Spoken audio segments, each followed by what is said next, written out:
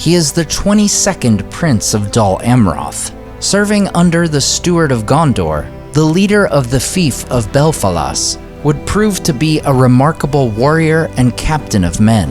And one trait in particular puts him alone in a category with Aragorn, Faramir, and Gandalf. Today on Nerd of the Rings, we cover the life and travels of Prince Imrahil of Dol Amroth. Imrahil is born in a fiefdom of Gondor known as Belfalas in the year 2955 of the Third Age. He is the oldest son and third child of Adrahil, the Prince of Dol Amroth.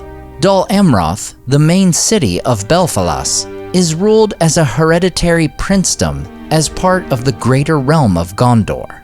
Thus, the prince of this fiefdom would serve and be an advisor to the Steward of Gondor. The line of the princes of Dol Amroth trace their ancestry back to the Numenoreans of the Second Age. They were of the faithful, those who remained loyal to the Valar and Eldar and rejected the influence of Sauron. It is believed their ancestors dwelt on the shores of Middle-earth even before the downfall of Numenor. While we are told the settlement of Dol Amroth gets its name after the elven king of Lorien, who dies in the Bay of Belfalas in 1981 of the Third Age, we are also told that Elendil himself gives this loyal house the lordship that would descend through their family for thousands of years. Reconciling these 2 points would mean that perhaps Elendil gives them their title Prince, then later Dol Amroth is added as a reference to their location. When Adrahil dies in 3010 of the Third Age, Imrahil becomes the Prince of Dol Amroth, the 22nd of his line. But Imrahil would not be the only great warrior within his family, for his sister would marry the heir of the Steward of Gondor, and together, Denethor and Finduilas would have 2 sons, Boromir and Faramir. We are not told of Imrahil's early days, and he instead enters the story in the later part of the War of the Ring. However, we do know that Imrahil and his wife have 4 children, 3 sons and a daughter. As Steward Denethor prepares Gondor for the coming attack by Mordor, he calls for soldiers from the surrounding fiefs, and Imrahil would answer. And last and proudest came Imrahil, Prince of Dol Amroth, kinsman of the Lord, with gilded banners bearing his token of the ship and the silver swan, and a company of knights in full harness riding gray horses, and behind them 700 of men at arms, tall as lords, gray-eyed, dark-haired, singing as they came. This description gives us a sense of the majesty of Prince Imrahil and his knights, but it is only the beginning of how he affects the siege of Minas Tirith and the Battle of the Pelennor Fields. In the Return of the King, Imrahil would not only personally fight, but his mere presence inspires those around him. This trait of raising the morale of soldiers happens with only a few characters in Tolkien's works, namely Gandalf, Aragorn, and Faramir. In the lead-up to the siege of Minas Tirith, we read, "And with Gandalf went the Prince of Dol Amroth in his shining mail. For he and his knights still held themselves like lords, in whom the race of Numenor ran true. Men that saw them whispered, saying, Belike the old tales speak well. There is elvish blood in the veins of that folk.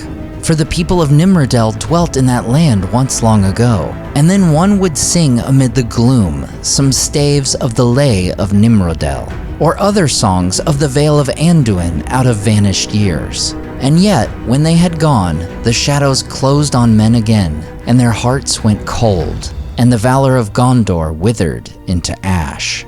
It's important to realize that by this time, the cloud of despair is already upon the city. The Witch King and his terrible malice is well at work.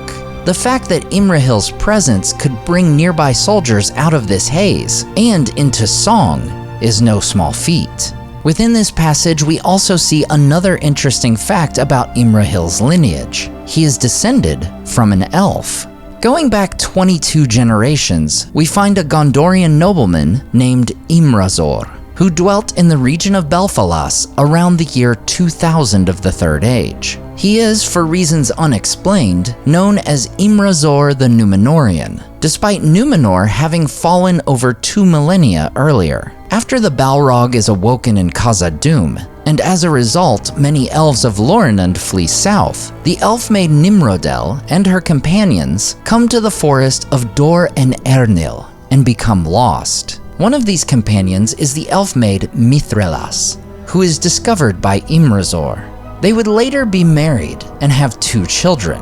However, the end of the tale of Mithrelas is one of the great mysteries of Middle-earth, the last word of which comes in the peoples of Middle-earth. But when she had borne him a son, Galador, and a daughter, Gilmith, she slipped away by night, and he saw her no more. But though Mithrelas was one of the lesser Sylvan race, and not of the High Elves or the Grey, it was ever held that the house and kin of the lords of Dol Amroth were noble by blood, as they were fair in face and mind. While we do not know what happened to his mother, we know Galador himself would become the first to hold the full title Prince of Dol Amroth. And after a century and 21 generations, the elven traits of his line would still be evident in his heir, Imrahil. Returning to the War of the Ring and Imrahil's experience in battle, we find one of his most memorable moments, when he and Gandalf rescue the Gondorian soldiers retreating over the Pelennor, who are under attack from the orcs and the winged Nazgul. Now they sprang forward, formed, quickened to a gallop, and charged with a great shout. And from the walls an answering shout went up, for foremost on the field rode the Swan Knights of Dol Amroth, with their prince and his blue banner at their head. "Amroth for Gondor!" they cried. "Amroth to Faramir!" Like thunder they broke upon the enemy on either flank of the retreat. But one rider outran them all, swift as the wind in the grass. Shadowfax bore him, shining, unveiled once more, a light starting from his upraised hand. Imrahil is the final person to come back into the city, bearing the body of his nephew. Last of all he came. His men passed in. The mounted knights returned, and at their rear the banner of Dol Amroth and the prince.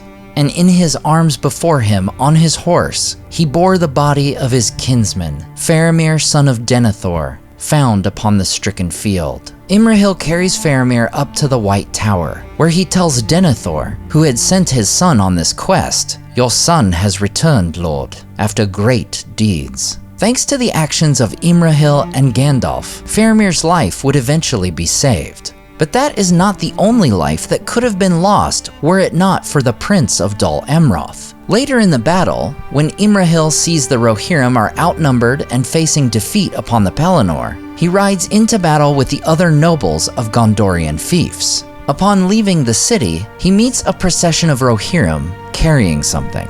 "What burden do you bear, men of Rohan?" he cried. "Theoden King," they answered.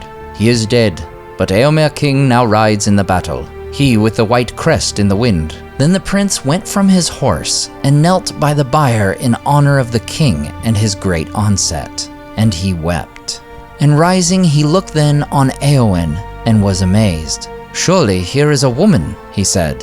"Have even the women of the Rohirrim come to war in our need?" "Nay, one only," they answered. "The Lady Eowyn is she, sister of Eomer, and we knew naught of her riding until this hour, and we greatly rue it." Then the prince, seeing her beauty, though her face was pale and cold, touched her hand as he bent to look more closely on her. "Men of Rohan," he cried, "are there no leeches among you? She is hurt, to the death maybe, but I deem that she yet lives." And he held the bright burnished vambrace that was upon his arm before her cold lips, and behold, a little mist was laid on it, hardly to be seen. "Haste now is needed," he cried, and he sent one riding back swiftly to the city to bring aid. But he, bowing low to the fallen, bade them farewell, and mounting rode away into battle.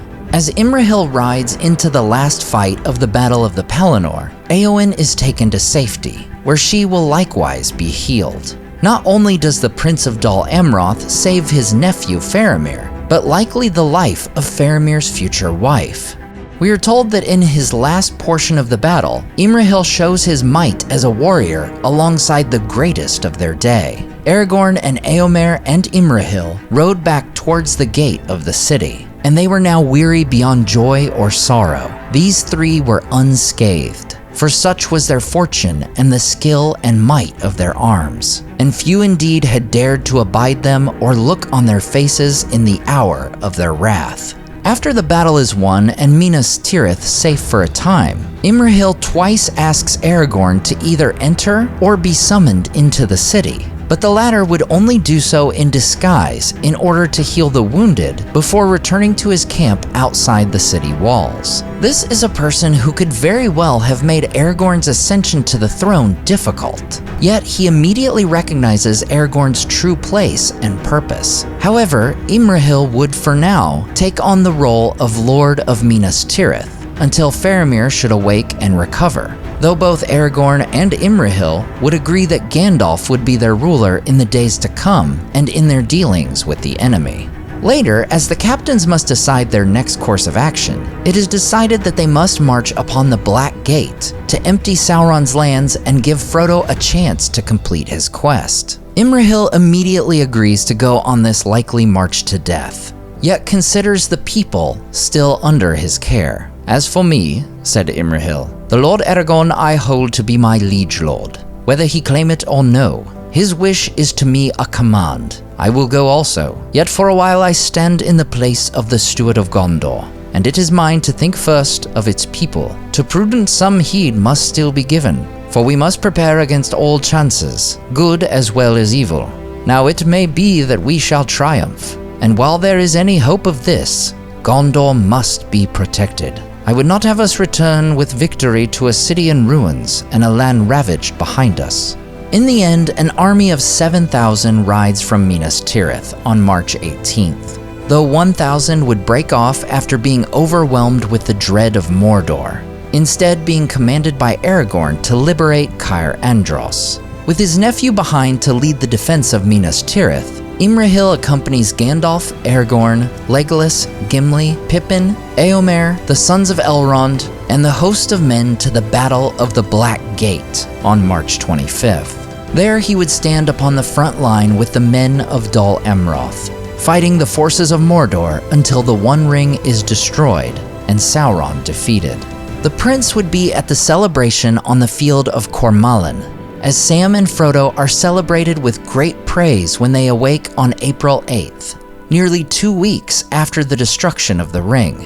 Weeks later, on May 1st, Imrahil would finally witness the coronation of King Elessar, as steward Faramir brings the crown of the king, which is given to Frodo, then to Gandalf, who places it upon Aragorn's head. Imrahil would also attend the funeral and burial of King Theoden in Edoras on August 10th. And within this land of Rohan, a new friendship would be formed. For King Éomer would become great friends with Prince Imrahil, and 2 years later would marry Imrahil's daughter, Lothiriel. From this union of Rohan and Dol Amroth would come the 19th King of Rohan, and the only listed grandchild of Imrahil, Elfwine. Elfwine, whose name means elf friend, is said to bear a striking resemblance to his maternal grandfather, in whom ran the elvish blood. Imrahil would certainly have lived to know his grandson for many long years, as Elfwine is born in the early 4th Age. Imrahil, meanwhile, would die 34 years into the 4th Age, having lived an even 100 years. Not an extra long life of those of the House of Elros, but a life well lived nonetheless, a life of bravery, honor, and quality.